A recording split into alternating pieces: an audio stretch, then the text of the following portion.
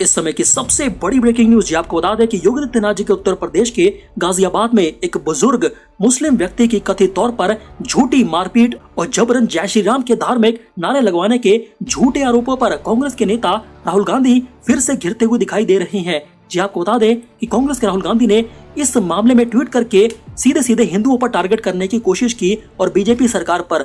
तो उत्तर प्रदेश के मुख्यमंत्री योगी आदित्यनाथ जी ने भी राहुल गांधी पर हमला कर दिया। जी आपको बता दें कि दरअसल सोशल मीडिया पर एक फेक वीडियो वायरल हो रहा है, जिसमें एक मुसलमान व्यक्ति ने अपने 4 मुस्लिम दोस्तों के साथ मिलकर उत्तर प्रदेश के गाजियाबाद में सुनसान पड़े एक मकान में ले जाकर एक बूढ़े व्यक्ति से जय श्री राम के नारे लगवाने के लिए मजबूर करने और पिटाई करने और दाढ़ी कटवाने का आरोप लगाया, जो कि बिल्कुल झूठा था, बेबुनियाद था। जी आपको बता दें कि गाजियाबाद पुलिस ने इन आरोपों को सिरे से नकार दिया है और यह बोला कि हिंदू धर्म को बदनाम करने की कोशिश की जा रही है। जी आपको बता दें कि इसी मामले में राहुल गांधी ने भी ट्वीट किया है। राहुल गांधी ने यह लिखा कि मैं ये मानने को तैयार नहीं हूं कि श्री राम के सच्चे भक्त ऐसा कर सकते हैं। ऐसी क्रूरता मानवता से कोसों दूर है और समाज व धर्म दोनों के लिए शर्मनाक है। इसके जवाब में योगी आदित्यनाथ जी ने यह लिखा है कि प्रभु श्री राम की पहली सीख है सत्य बोलना, जो राहुल गांधी ने कभी भी अपने जीवन में नहीं किया है। शर्म आनी चाहिए कि पुलिस द्वारा सच्चाई बताने के बाद भी राहुल गांधी समाज में जहर फैलाने में लगे हैं कि हिंदू लोगों ने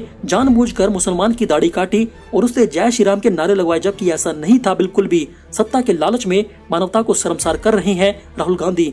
उत्तर प्रदेश की जनता को अपमानित करना, उन्हें बदनाम करना राहुल गांधी छोड़ दें, ऐसा बोलना था योगी आदित्यनाथ जी का सीधे सीधे राहुल गांधी को। अब अंदर की बात तो यह है कि योगी आदित्यनाथ जी को चुनाव में हराने के लिए जिस व्यक्ति ने बूढ़े मुसलमान की व्यक्ति की दाढ़ी काटी, वह खुद एक मुसलमान था और उसके साथी भी मुसलमान थे और वो उसे ताबीज के गलत प्रभाव यानी के आपसी रंजिश के लिए पीट रहे थे और दाढ़ी उसकी काट रहे थे कैंची से।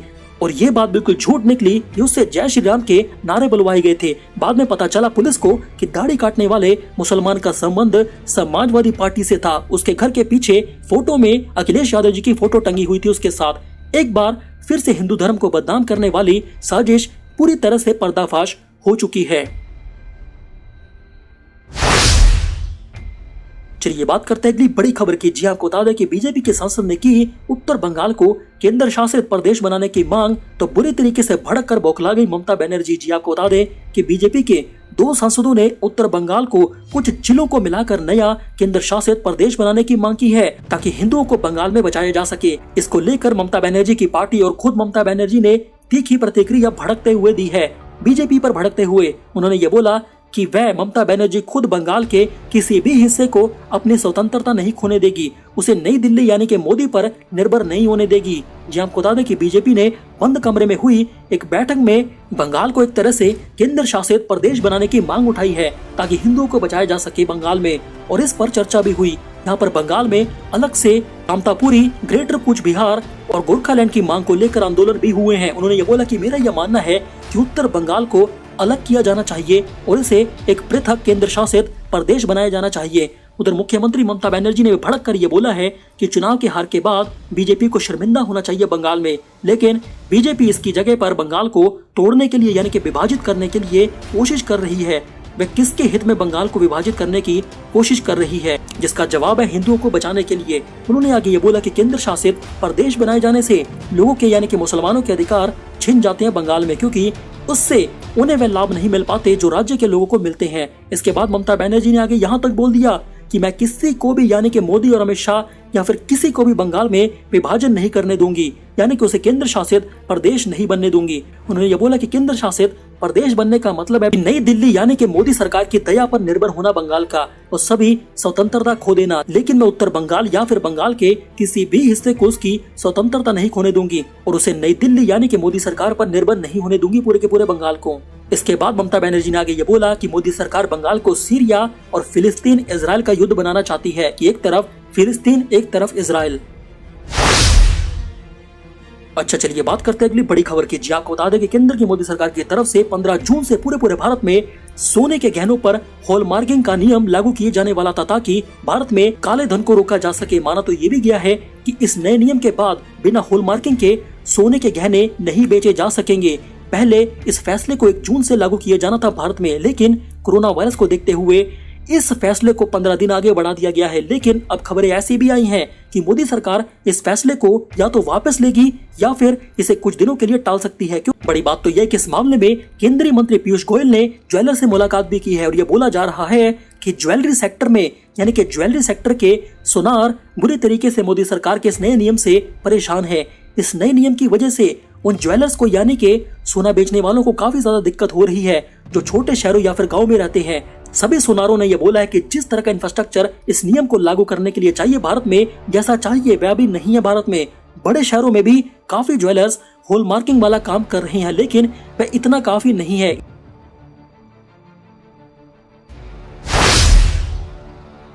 चलिए बात करते हैं अगली बड़ी खबर की। जी आपको बता दें कि दिल्ली के अनलॉक होने के साथ ही दिल्ली में उड़ रही हैं सोशल डिस्टेंसिंग की धज्जियां। जी आपको बता दें कि विशेषज्ञों ने जताई फिर से एक बार कोरोना विस्फोट की दिल्ली में आशंका। जी आपको बता दें कि दिल्ली में कोरोना वायरस की दूसरी लहर का कहर अभी शांत भी नहीं हुआ था कि लेकिन लगातार सोशल डिस्टेंसिंग की धज्जियां उड़ाई जा रही हैं लॉकडाउन के बाद दिल्ली में। बड़ी बात तो ये भी है कि राष्ट्रीय राजधानी दिल्ली में पिछले दिन बड़ी संख्या में अंडरग्राउंड रेलवे स्टेशनों और शॉपिंग मॉल में लोगों की भीड़ देखने को मिली जो चिपक कर चल रहे थे। इसके बाद कुछ डॉक्टरों ने यह चेतावनी दी है दिल्ली में कि इससे कोरोना वायरस संक्रमण फिर से शुरू हो सकता है। बड़े स्तर पर दिल्ली में विस्फोट होगा।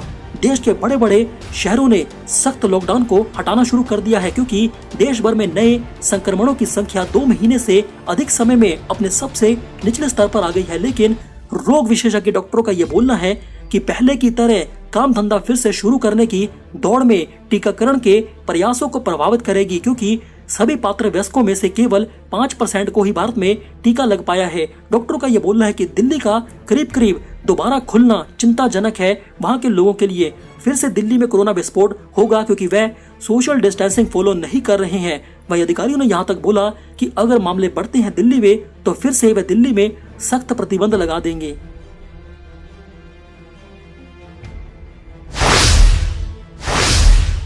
अच्छा चलिए बात करते हैं अगली बड़ी खबर की। जी आपको बता दें कि बिहार में मौसम का बड़ा हाई अलर्ट। जी आपको बता दें कि बिहार के दरभंगा सहित जगह जगह पर भारी बारिश की चेतावनी अभी दी है मौसम विभाग ने।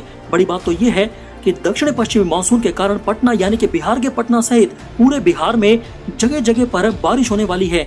जी आपको बता दें कि ऐसी स्थिति अगले 5 दिनों तक बनी रहेगी। बिहार में जमकर बारिश होगी बिहार में। इसी बीच मौसम विभाग ने बिहार में भारी बारिश का अलर्ट जारी किया है। मौसम विभाग ने अगले 48 घंटों के लिए पूर्वी और पश्चिमी चंपारण, मधुबनी, सीतामढ़ी, दरभंगा, शिवहर, सुपौल, अररिया, किशनगंज और पूर्णिया जिले में भारी भरकम बारिश की चेतावनी जारी की है। बड़ी बात तो ये भी है कि बिहार में इस समय में एक दिन पहले ही आए दक्षिणी पश्चिमी मानसून का असर पूरे के पूरे बिहार में देखने को मिल रहा है। बड़ी बात तो ये भी है कि बिहार के कई इलाकों में पिछले 2 दिनों से झमाझम बारिश हो रही है, बड़ी ही तेज। जहां आपको बता दें कि मौसम विभाग की माने तो सूबे यानी कि बिहार में अगले 5 दिनों तक ऐसी ही स्थिति बनी रहेगी, धूप निकलने वाली नहीं है।